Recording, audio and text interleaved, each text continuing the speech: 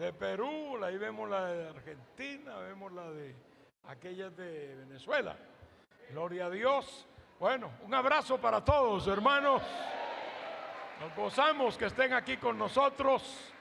Y no olviden que en el Congreso nos vamos a ver todos, si Dios nos lo permite. Ya de eso hablaremos un poquito mañana. Gloria al Señor, si Dios nos permite. Leamos la palabra, hermanos, en el libro de Nehemías. Libro de Nehemías, capítulo 1. Alabanzas al Rey, gloria a Dios. Está Job, Esther, Nehemías. Job, Esther, ahí lo va a encontrar. Nehemías, capítulo 1, versículos 1 al 4, en el nombre del Padre y del Hijo y del Espíritu Santo. Palabras de Nehemías, hijo de Icalías. Aconteció en el mes de Quisleu, en el año 20, estando yo en Susa, capital del reino, que vino Hanani, uno de mis hermanos, con algunos varones de Judá, y les pregunté por los judíos que habían escapado, que habían quedado de la cautividad, y por Jerusalén. Y me dijeron: el remanente, los que quedaron de la cautividad allí en la provincia, están en gran mal y afrenta, y el muro de Jerusalén derribado y sus puertas quemadas a fuego. Cuando oí estas palabras, me senté y lloré e hice duelo por algunos días, y ayuné y oré delante del Dios de los cielos. Padre, te damos gracias en esta hora, que tú nos dejas, Dios mío, llegar a este momento oportuno de poder recibir tu palabra, que es bálsamo, Señor, que es alimento a nuestras vidas, que es lo que nos mantiene frescos y dispuestos para ti, Señor. Te pido que bendigas en esta noche a cada uno de tus hijos, a cada siervo tuyo, Padre, que tú puedas internalizar esta palabra y que toque la fibra de nuestra alma, de nuestro ser interno, de manera, Padre, que produzca un efecto positivo en cada uno de nosotros. Igual en todos los que nos escuchan y nos ven por los medios de comunicación. Oh Dios, que tu gloria descienda y pueda tocar sus vidas ahí donde se encuentren. En el nombre de Jesús te lo pedimos. Amén y amén. Gloria a Dios. Cristo vive para siempre. Pueden sentarse, amados y amadas. Hoy ha sido un día de obreros.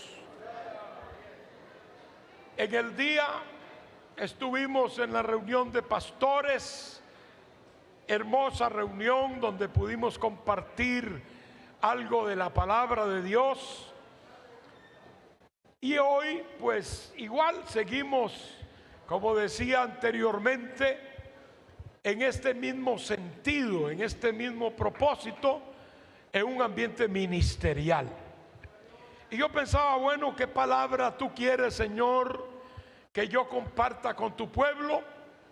Y el Señor puso en mi corazón este pasaje y este tema que quiero compartirles sobre liderazgo.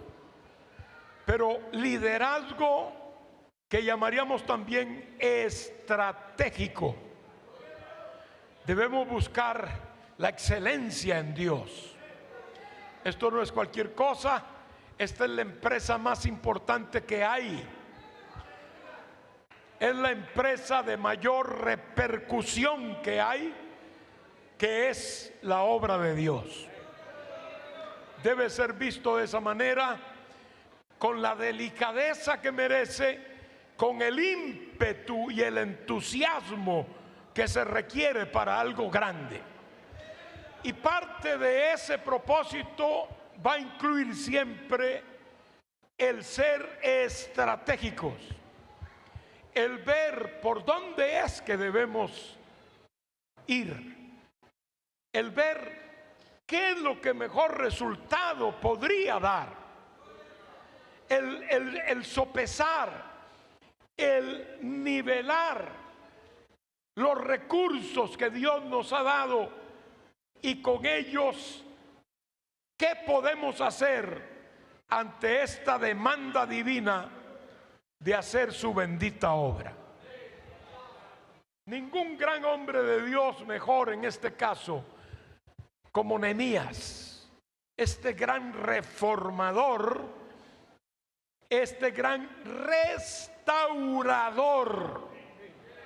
De veras que necesitamos restauradores, gente que tenga ese espíritu, que se identifica, que va a lo profundo, que sale de lo superficial y se mete a las raíces del sentimiento y del deseo por hacer algo en bien de los demás y en bien de la obra de Dios, aleluya, y que busca aún donde no hay los recursos y las oportunidades para poder echar adelante el gran propósito de Dios.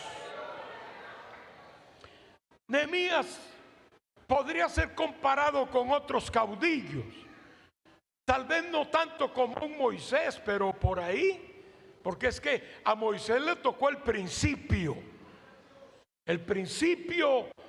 de dirigir, de ser el caudillo de una nación que salía de Egipto como esclavos.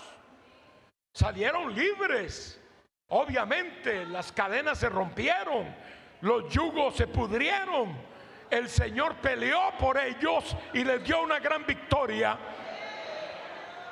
Y Moisés condujo todo ese pueblo y toda aquella circunstancia que rodeó la salida y el peregrinaje del pueblo de Israel desde que salieron de Egipto. Pero como caudillo, tal vez ninguno otro, aparte de Moisés, como Nehemías. No se menciona con esa grandeza, quizá el alcance en cuanto al tiempo de su ministerio no fue el mismo, no fue tan amplio como el de otros, pero definitivamente fue estratégico. Sin ese reformador, sin ese restaurador, obviamente Israel no hubiera podido volver a echar raíces después de la cautividad. Cristo vive para siempre. Si vamos a hablar puramente en forma terrenal, diríamos que Nehemías fue un hombre que supo crear estrategias. Todos sabemos que allí estuvo la dirección de Dios, Dios dirigiendo a su siervo, pero al mismo tiempo encauzando ya principios que habían en la propia vida de Nehemías. Porque Dios encauza lo que somos. Dios no anula nuestra personalidad, usa nuestra personalidad. Y esa forma de Dios trabajar con nosotros, pues saca recursos de nuestra vida, se vale de nuestra vida como herramienta para poder hacer lo que Él tiene que hacer a favor de su obra. Este hombre tenía una capacidad para liderizar que Dios usó.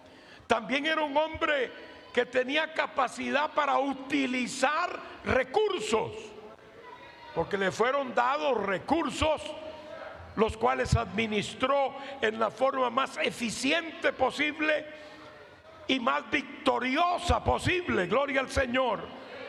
También lo capacitó para usar las oportunidades de su entorno, que eran varias. Él no era cualquier personaje. humanamente hablando, era una persona de cierto estatus, porque aunque era un copero, y cualquiera como copero, pues no tiene por sí mismo un gran estatus, pero si le decimos copero del rey, ya la cosa es muy distinta. El ser copero del rey le daba primero un ramillete de posibilidades tremendas, incluyendo la posibilidad de envenenar al rey y zafarse de él. Cualquiera podía cazarlo con un propósito vengativo o asesino, y quién sabe si lo habría tocado alguien alguna vez, porque estos reyes tenían muchos adversarios y muchos enemigos. Pero Nehemías había mostrado siempre una integridad y una entereza insobornable. Así tiene que ser un hombre de Dios. Alabanzas al nombre de Jesucristo. A todo esto se añade como una virtud adicional que era un excelente administrador y un hombre que reunía características de estratega. Era un estratega, gloria a Dios. Nehemías sirvió al Señor restaurando a Israel. Esdras, lo conocemos también contemporáneo de Nehemías, era un escriba, pero él se dedicaba únicamente a eso, a lo que era interpretación de la ley. De hecho, Nehemías no entraba en esa área. Los niñitos, por favor, que guarden silencio. Esdras era un intérprete de la ley. Un intérprete de la ley era una persona, bueno, ¿qué es lo que dice la ley sobre esto? Entonces iba Esdras. Nehemías era el hombre que estructuraba el gobierno en Israel y que ponía los fundamentos para ver por dónde iban y qué tenían que hacer como nación, dirigido por Dios también, pero en esa área de trabajo. Gloria al nombre de Cristo. Dios tiene de todo en su obra, hermanos. Tiene la gente que va a caminar con la palabra, que es el que aplica la palabra, que es la persona que es conocedor profundo de la Escritura. Tal vez otros no lo son tanto, pero lo son más en cuanto a comunicar el mensaje de la palabra, en ayudar en aspectos administrativos de la iglesia del Señor, en sugerir planes de acción. Todo eso Dios lo utiliza, y es bueno tener gente así en las iglesias. Alabado sea el nombre del Señor. Pero hay características que quiero resaltar, y en ellas es que quiero basar el tema de las estrategias de Nehemías. A ver si se nos queda alguna, hermanos, compañeros. Las estrategias. Es que cuando hablamos de estrategia estamos hablando de alguien que está pensando cómo hacerlo, ¿no? Ahí está el reto de Dios. Bueno, ¿cómo lo consigo? ¿Cómo lo hago? No es aquel que se sienta así a ver qué pasa automáticamente, ¿no? A ver qué fruto cae del palo. En lugar de subirse al palo y agarrar unos cuantos frutos o sonaguear el árbol para que caigan al suelo y decir, bueno, ¿cómo hago? ¿Cómo hago para subirme? ¿Cómo hago para llegar ahí? ¿Cómo hago para obtener esto? No está allí solo esperando. Hay gente que se duerme esperando y no activan en la obra bendita del Señor. Así no es que debe ser el creyente. El creyente tiene que ser activo en las cosas del Señor. Dios quiere un ejército de gente que está dispuesta a activar su obra y a buscar las formas de cómo hacerlo. Porque el Señor no va a enviar al arcángel Miguel para que le diga a usted haga esto, no, para eso lo tiene a usted y a mí. El creyente que está allí en la iglesia, que tal vez depende de su pastor solamente, que no tiene un llamado, por ejemplo, pues tiene una razón por la cual permanecer inactivo en alguna medida, porque él va con el influjo del grupo. Pero un pastor tiene que ser una persona que se sienta a pensar cómo lo vamos a hacer y no descansa hasta encontrar esa estrategia que Dios le dé. Tenemos a este hombre retratado en las páginas de este pasaje o de este libro. Noten cómo empieza la palabra, él relatando y da fechas y todo, eso es muy importante. Que vinieron a visitarlo una persona que se llamaba Ananí, un pariente de él que había llegado de Jerusalén, de la tierra de Israel. Y entonces allí es donde entra lo primero, una buena característica que refleja lo que hace Nehemías. Gloria a Dios, y es que se interesa genuinamente en las necesidades de su pueblo, de su grupo. No era algo disfrazado, no era algo falso, era un genuino interés. Y entonces se pone a hacer preguntas, pero no cualquier pregunta de ¿cómo te va, hermano? ¿Qué has hecho últimamente, hermano? No, él hace preguntas inquisitorias, hace preguntas profundas que demuestran, repito, ese interés en las necesidades del pueblo, pero al mismo tiempo debían conducir a un compromiso. No está preguntando en el aire, no está preguntando simplemente por preguntar. Él lo que quiere es empezar a conducir aquello que está pasando. ¿Cómo está mi gente allá? ¿Cómo está la tierra de Israel? Note las preguntas que hace, que son muy puntuales. Alabado sea el Señor. Es decir, ¿cómo está la gente? Los judíos que han escapado, ¿cómo están? ¿Cómo está Jerusalén? Y ahí es donde le dicen, bueno, las noticias son malas. Las noticias son que los muros están quemados. La gente que está allá están en gran afrenta, están humillados. Los muros, las puertas quemadas, todo es desolador.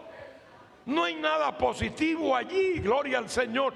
Y eso hace que Nehemías se identifique profundamente y no lo haga en una forma superficial, sino profunda, porque dice aquí la palabra que entonces él oró, ayunó, lloró, se lamentó, se identificó con el duelo del pueblo y dijo: ese pueblo es mi pueblo.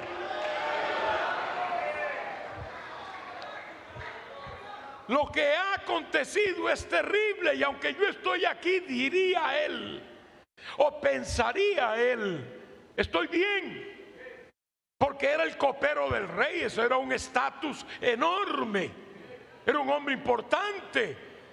Nehemías vivía en el palacio, no podía vivir en otro lado, era en el palacio, se movía allí viendo el rostro del rey todos los días. Esa es una gran ventaja. Sin embargo, sabe identificarse, nunca perdió su raíz. Qué importante es eso, hermano. No importa cuánto usted esté sufriendo o bendecido, porque hay dos extremos que afectan mucho el comportamiento de un hombre de Dios. La prueba a nadie le gusta, el sufrimiento, el dolor, la angustia, a nadie le gusta, pero todos la pasamos, somos expertos en eso, ¿verdad, hermano? Pero el otro extremo es la bendición.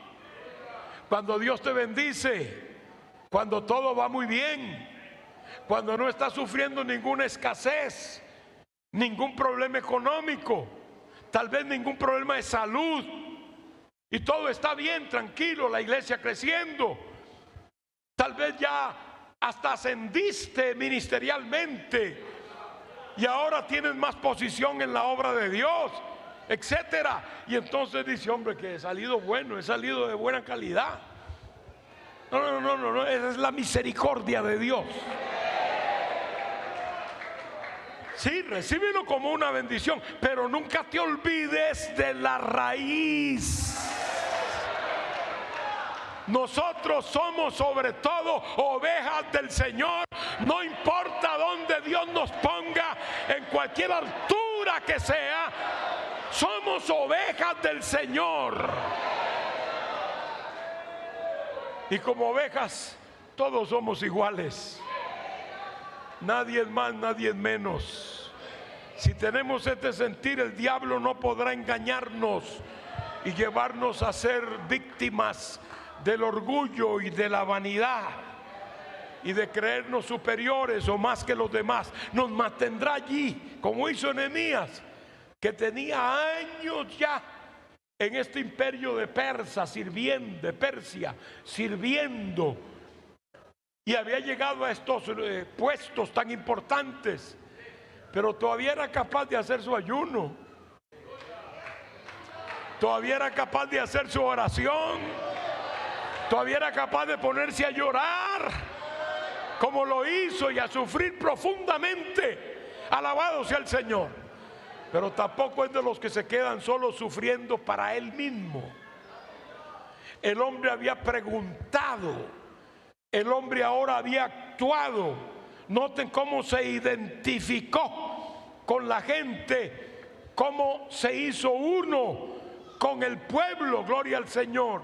Entonces aquí no es tanto, hermanos, la capacidad mental de un siervo de Dios, sino una relación franca y una relación genuina con el Dios que es nuestro Padre.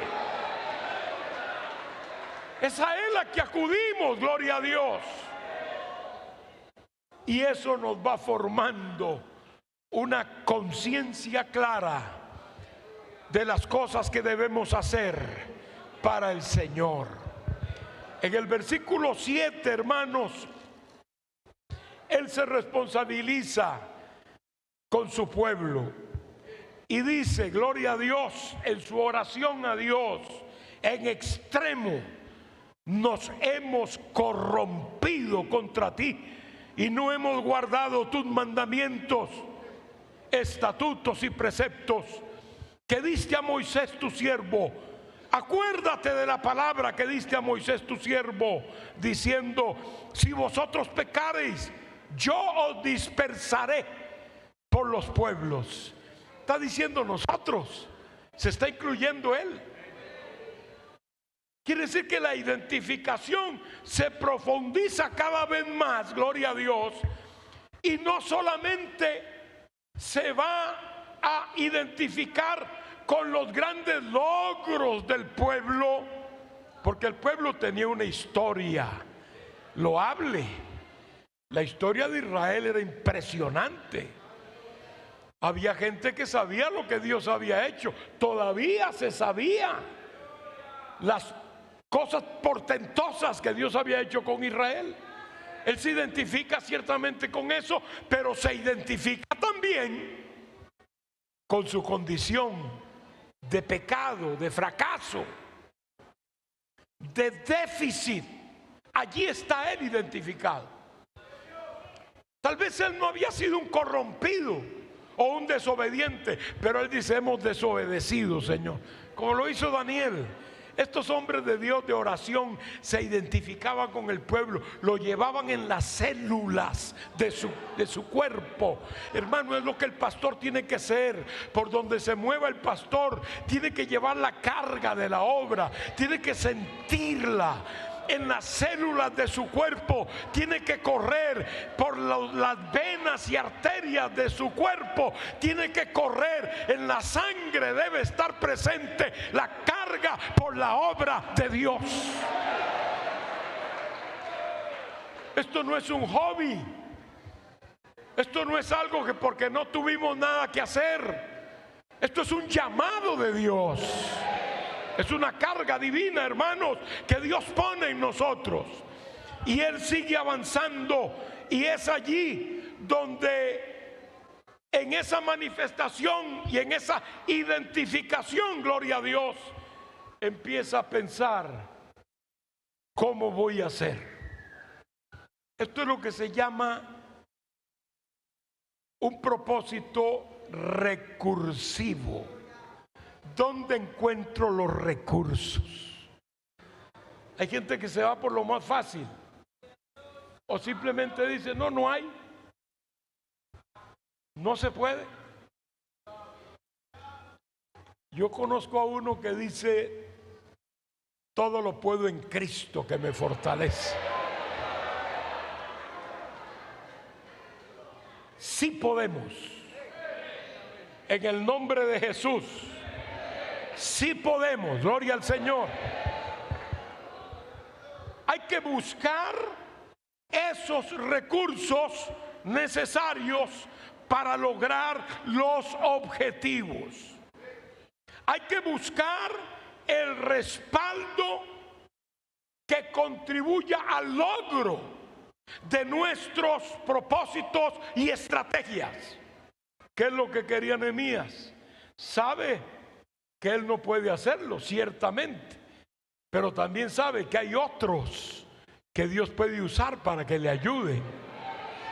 Aquí sale de sí mismo y entra a su entorno para ver quiénes, para ver cómo, para ver cuándo. Y ese cuándo ya estaba contestado, porque eso era para rápido.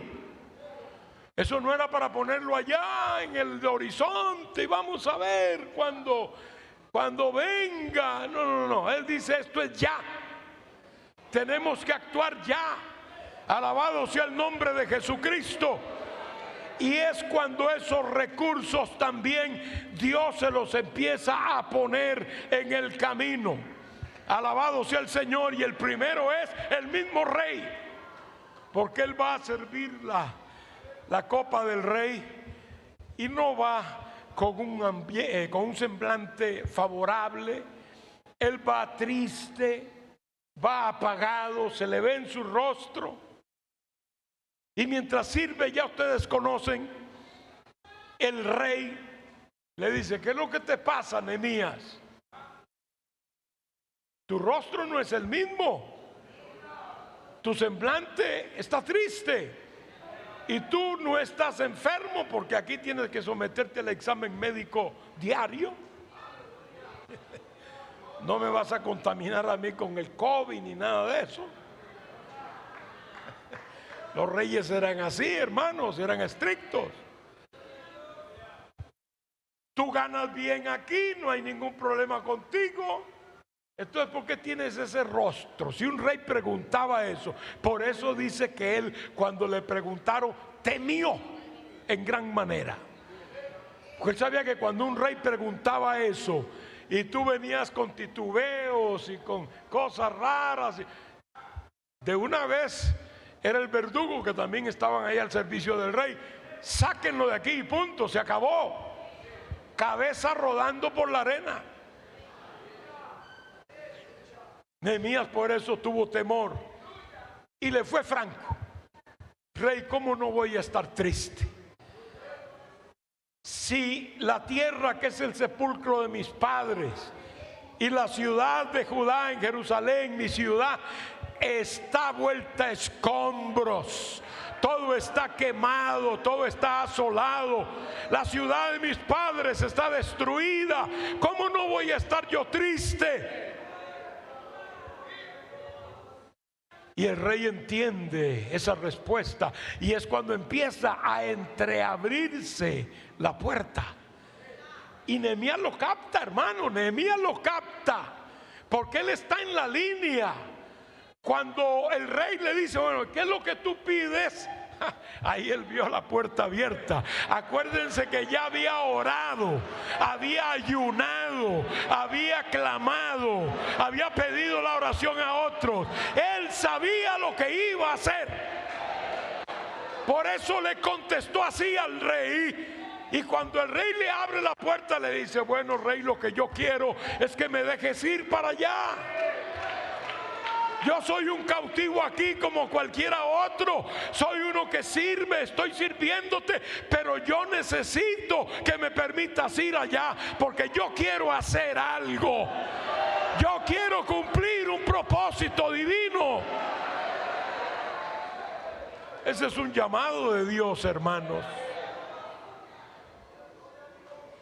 Dios empieza a darle los recursos de su entorno. Empieza a darle gente que le ayude.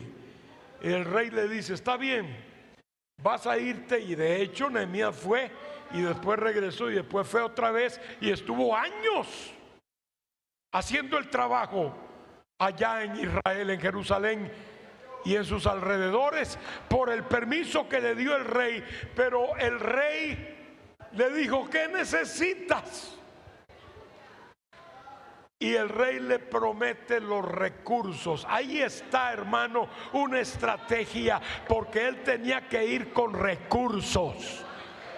No había hablado de reconstruir los muros, para eso necesitaba madera. No había hablado de reconstruir las puertas, para eso necesitaba madera. No iba a tener necesidad de comprar provisiones, para eso necesitaba dinero. Él era un estratega y dice, si voy, tengo que ir con estos recursos y necesito esos recursos. Por eso, hermanos míos, dice aquí el verso 9, vine luego a los gobernadores del otro lado del río y les di las cartas del rey, y el rey envió conmigo capitanes del ejército y gente de a caballo. Supo hacer su equipo. Él sabía que no podía hacerlo solo, pero eso es una cosa. Puede ser negativa, pero él dice, no me quedo en lo negativo. Mi estrategia es conseguir el equipo. Voy a hacerme de gente que pueda ayudar, que sepan más que yo de esto, que tengan más autoridad allá al otro lado del río. No es asunto de que yo hoy aquí llegó Nehemías. No, señor, ahí están los capitanes, ahí está la gente de autoridad del otro lado del río. Voy a ellos, llevaré el recurso de las cartas del rey. Eso es estrategia. Y Dios bendice a la gente que también piensa siempre después de haber orado y después de haber buscado a Dios respecto a algo. Pero, queridos compañeros, después de eso hay que actuar. No es orar y morirse orando. La oración tiene un lugar fundamentalísimo, pero después de la oración Dios te quiere moviéndote, porque si no, no va a pasar nada. Si si usted no camina, Dios no va a tocar al rey, Dios no va a tocar a los capitanes, Dios no va a tocar a otros que te ayudarán. No lo va a hacer, porque Dios necesita que tú avances, que tú camines, que tú des el paso de fe. Esa es la estrategia divina. Dios no ha cambiado sus trabajos y sus estrategias para con nosotros. Alabanza sean al nombre del Señor. Cuando Nehemías cuando llegó a la misma tierra de Israel, surge otra característica de él. Y dice la escritura en el capítulo 2 ya, gloria a Dios, llegué pues a Jerusalén y me levanté de noche, yo y unos pocos varones conmigo, y no declaré a hombre alguno lo que Dios había puesto en mi corazón que hiciese en Jerusalén, ni había cabalgadura conmigo excepto la única en que yo cabalgaba. Y salí de noche por la puerta del valle hacia la fuente del dragón y a la puerta del muladar, y observé los muros de Jerusalén que estaban derribados y sus puertas que estaban consumidas por el fuego. Estamos viendo un líder observador. ¿Es usted un líder observador? Que puede observar, y aunque ve lo negativo no lo vence a usted, porque usted sale en el nombre del Señor. Los 10 espías vieron gigantes e imposibilidades allá en la tierra prometida, pero Josué y Caleb, entre ellos también, vieron la oportunidad de vencer gigantes y opositores y lograr lo que Dios les había prometido. Dios les dice: yo les voy a dar esa tierra que fluye leche y miel. Pero también habían gigantes ahí, habían ciudades amuralladas, había una soldadesca que cuidaba y resguardaba los muros. Era materialmente imposible. Eso es lo que vieron los espías incrédulos. Y cuando le preguntaron a Caleb, él dice: ¿saben una cosa? Jehová nos dijo que nos va a entregar la tierra. Él nos dijo que era tierra que fluía leche y miel, y ahí está, es verdad. Ahí está el fruto, allí está la prueba de que Dios habló verdad. Entonces, ¿qué estamos haciendo aquí? Dijo Caleb: levantémonos y subamos, porque Jehová los entregará en nuestras manos y los comeremos como pan. Vieron las mismas imposibilidades, pero Caleb y Josué vieron más grande el poder de Dios que los acompañaba que el poder del enemigo, que era abrumador, pero era más grande el poder de Dios. Es que la incredulidad a veces nos lleva hasta pensar que somos menos de lo que deberíamos decir que somos mínimamente. Ellos dijeron: parecíamos nosotros langostas, insectos.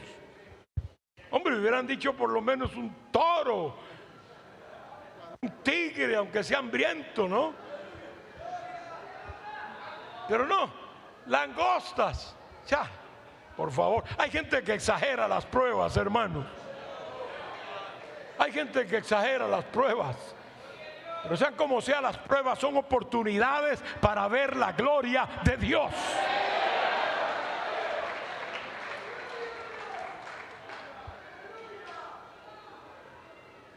Antes, sin menoscabo de ningún compañero que trabajó fuerte en Europa, las iglesias en Europa eran pequeñas, muy pequeñas.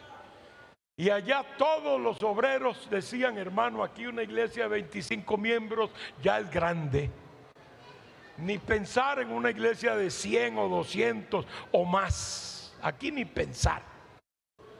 Y era algo que estaba ya, era una horma de todos. Y el que a veces llegaba hasta se hacía a esa horma también. No, aquí 10 hermanos ya es una iglesia grande. 15 hermanos ya es una iglesia ya bien grande. Hasta que Dios empezó a usar a un hermano que dijo: no vamos a contentar con 10 o 15 hermanos. Sí, para empezar está bien, pero tenemos que tener iglesias fuertes aquí. Con esos números Europa no podía ni contribuir a la obra misionera. No podía meter el hombro, obviamente. Pero la visión cambió y Dios empezó a respaldar eso. Las circunstancias eran las mismas y hasta se pusieron peores, pero Dios dio la victoria y hoy hay iglesias de cientos de hermanos en Europa.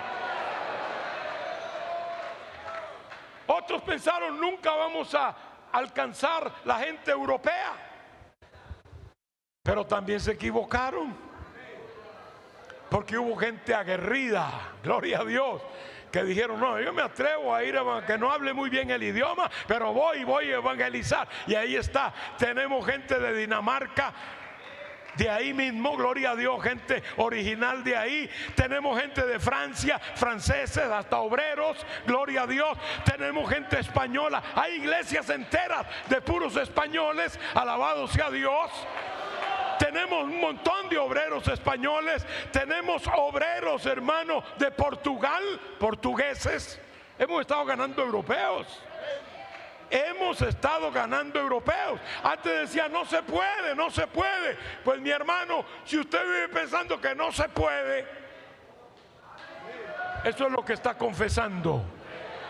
Negativo, derrota. No va a alcanzar la victoria. Pero ¿sabe qué?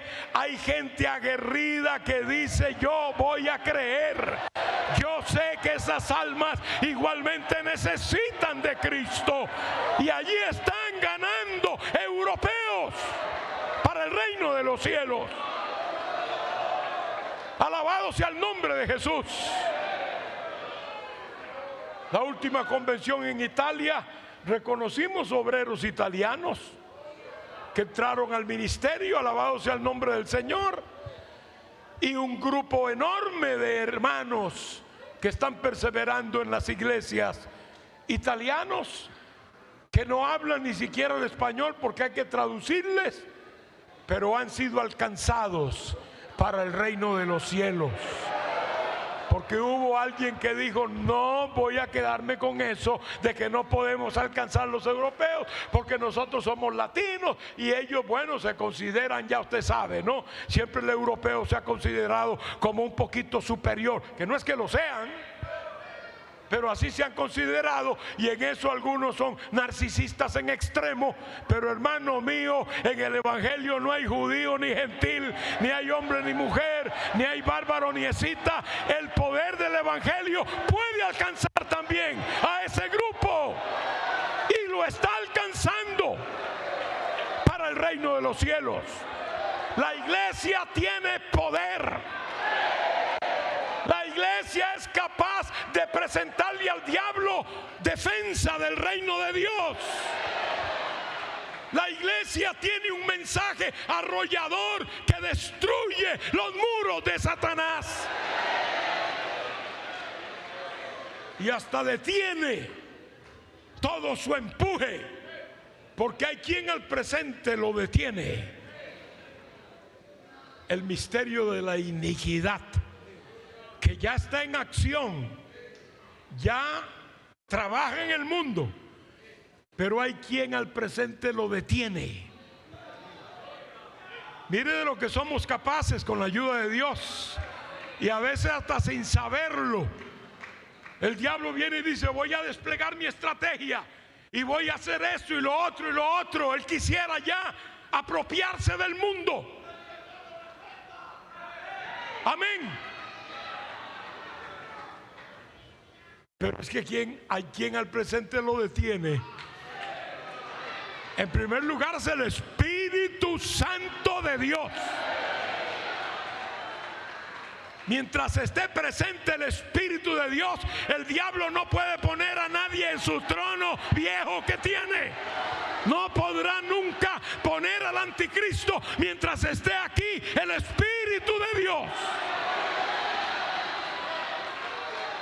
Pero el Espíritu Santo no está aquí de turista.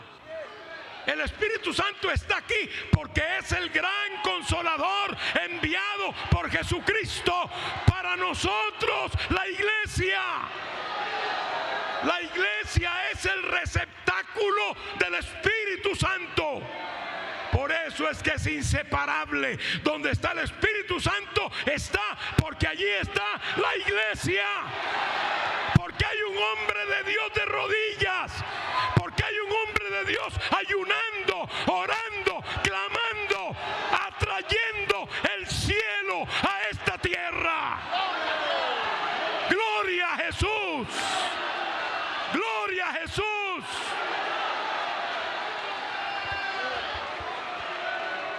No somos cualquier cosa. No somos cualquier cosa. Usted, querido hermano, es un soldado de Jesucristo. Cada vez que alaba, cada vez que dobla rodillas, cada vez que ayuna, cada vez que busca, cada vez que invoca, el diablo tiembla.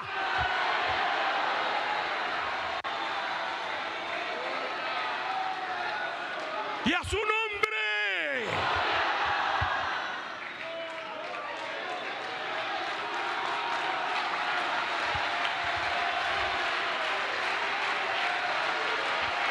Cristo vive.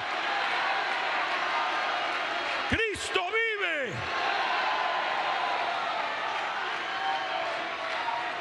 Oh, santo, aleluya. Vive el Rey, vive. Clavazo, alabazo, tequimasuando. Oh, gloria a Jesús.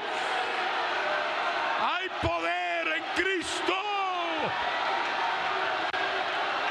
Aleluya. Aleluya.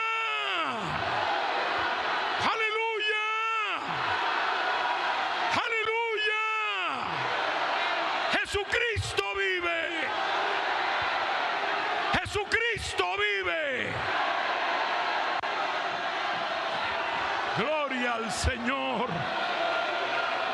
Gloria al Señor. Gloria al Señor.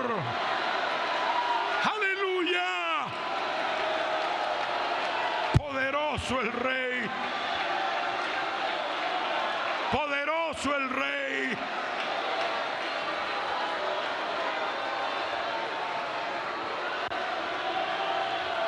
Ay, santo. Aleluya, Jesús. Jesus Christ. Oh, gloria a tu nombre. La presencia de Dios está aquí, hermano. Se siente el mover del Espíritu de Dios. Cristo vive.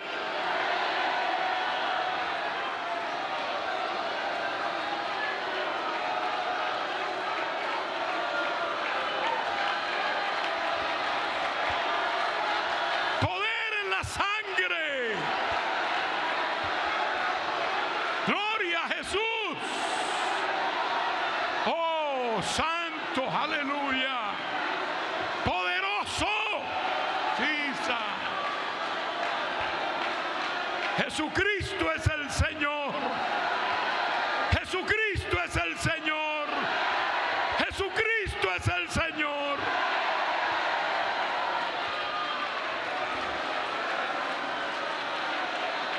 Oh, vive, vive. Dele campo al Señor.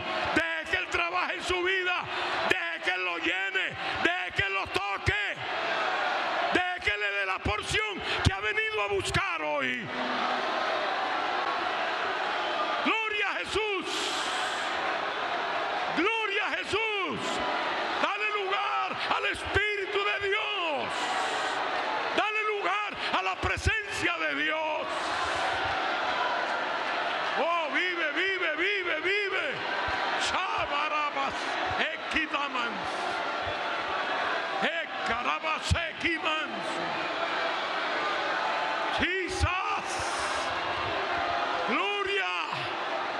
Gloria a Jesús. Jesucristo vive. Jesucristo es el Señor de su iglesia. Oh, santo, santo el que vive.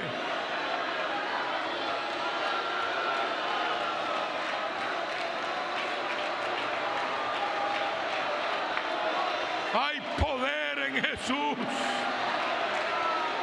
Hay poder en Jesús. Hay poder en Jesús. Santo, aleluya. Santo, aleluya, santo.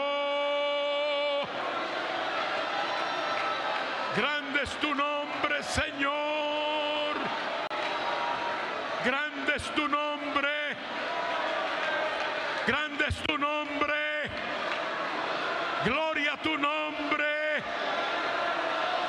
Adorado el Rey. Aleluya.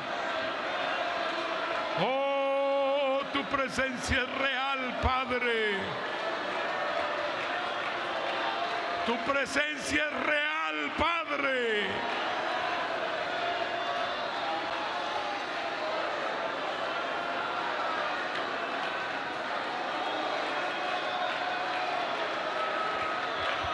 Santo es el Señor.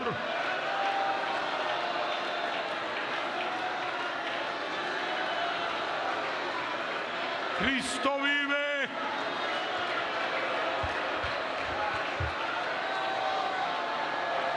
Cristo vive.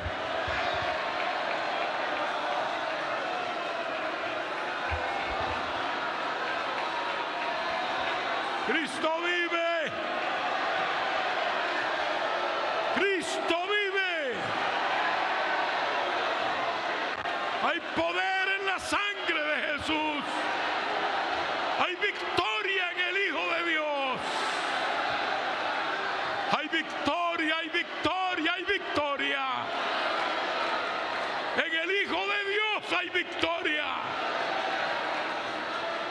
Agárrate de Dios, hermano. Pon tu confianza en Jehová. Haz tu trabajo confiando en Él. Busca por Dios mismo y su dirección, ese recurso, ese portillo, esa puerta que se abre en el nombre de Cristo.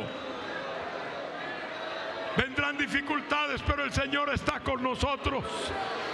Se levantarán los Ambalac, los Tobías, los Gesén el árabe. Se levantarán los opositores al propósito de Dios, pero quedarán avergonzados. Porque con nosotros está el Señor. Aleluya, gloria. Si no has aceptado a Cristo, acéptalo en esta noche. Amigo, acepta a Cristo como tu Salvador. Hermano, reconcíliate con el Señor ahora que hay tiempo. Oh, vive Jesús. Hay poder en Jesús. Hay poder en Jesús. Hay poder. Bendice a este pueblo, Padre. Bendice, bendice, bendice, bendice. Capacita al que está enfermo. Sánalo ahora. Sánalo, Dios. Toca, toca, toca. Toca ahora, Padre. Liberta de toda enfermedad, de toda dolencia, de todo mal. En el nombre de Cristo Jesús. Levanta estos obreros, Padre. Levanta cada uno a los obreros aguerridos para tu gloria, Padre. Gente que cree tu palabra. Gente que está en la roca que es Cristo. Aleluya, aleluya. Aleluya al que vive. Aleluya al que vive. Salva las almas, Señor. Mira las vidas que te necesitan, oh Dios. Salva las vidas en esta noche. Aquellos que están aquí, Señor, y los que nos escuchan, alcánzalos. Alcánzalos para tu reino. En el nombre de Jesús, alcánzalos para tu reino. Santo eres, Señor. Levante sus manos y glorifique a Dios, hermano. Amigo, pide perdón por tus pecados. Amigo, pide perdón al Señor. Dígale: Señor, perdona mis pecados. Soy pecador y necesito tu perdón. Cambia mi vida, toca mi vida, transfórmame. Hable con Dios, hable con Dios. Aproveche esta circunstancia que Dios le da. Aproveche este momento de oportunidad que Dios le da. Hoy el Espíritu de Dios quiere cambiar tu vida. Cristo vive, aleluya. Hermano, recibe, recibe, recibe, recibe. Sé lleno de Dios en esta hora. En el nombre de Jesús.